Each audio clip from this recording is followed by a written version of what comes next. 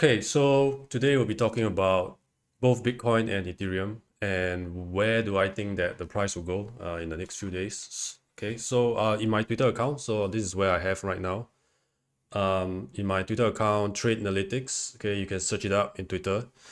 And what I predicted was that price would actually pull upwards towards the 69K, okay, and then if the price were to show bearishness, the price would then drop further down towards the median line, which I have marked in the chart right here. So you can see the chart here. I've done all the explanation here. You can just go to Twitter and you can see the entire thing. Okay, so what I predicted was that the price would actually pull back to the 69K, then it would pull downward all the way to the median line. Okay, if that's a bearish scenario and if the bearish scenario happens.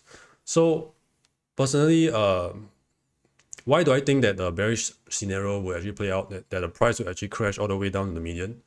In my previous posts in YouTube and also in Twitter, I've shown the median line failure that happened in Bitcoin.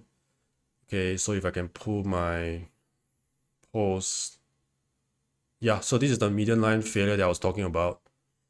There was a median line failure of Bitcoin. Okay, and this is a very bearish situation.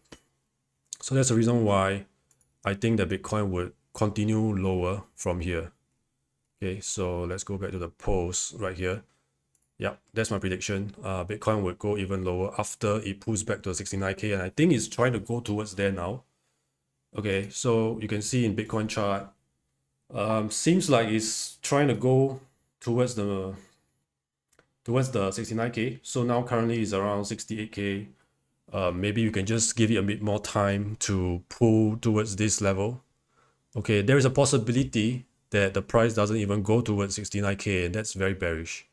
And why do I say that? Is because this is a huge volume price area, so you can see there's a lot of liquidity in this price region, and if the price doesn't even reach there, that means there's a lot of selling pressure, right? Yeah, the price just doesn't want to even interact with this liquidity area.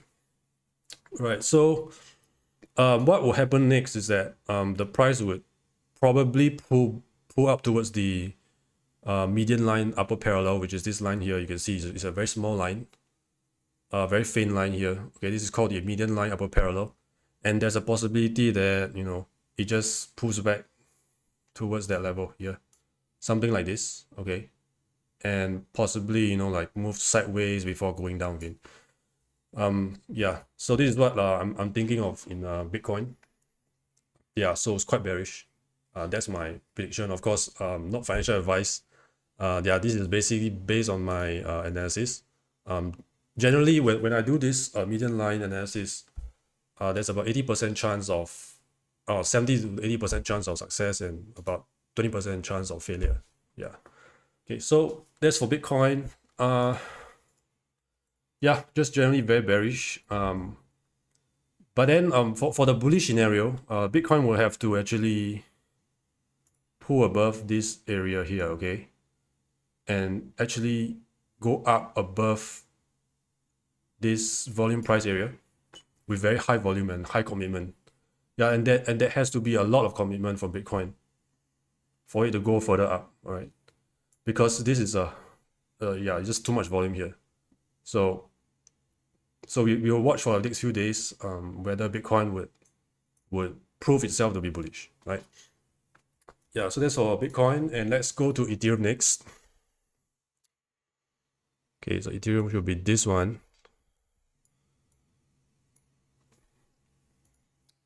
Okay, so for Ethereum, I also posted something else in my Twitter. Okay, so let's go to there now. Yeah, in my Twitter account, you can see lots of really juicy stuff, right? So I posted an entire tutorial in Twitter on how to use my method to trade cryptocurrencies. So you can check that out. It's really cool, yeah. Quite long, actually, the article. I've posted quite a lot of stuff. Yeah, but anyways, let's go back to Ethereum. Okay, so for Ethereum, same thing, right? Ethereum is also doing the same thing.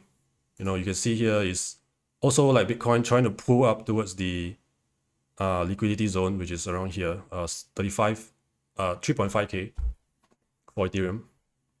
Same thing. Yeah, it hasn't even touched the upper parallel yet. So in the case of Bitcoin, okay, so this is Ethereum. So let's go back to Bitcoin. Yeah, it also hasn't touched the upper parallel. Okay, so this is the upper parallel, the line here. And for Ethereum, same thing, hasn't touched the upper parallel.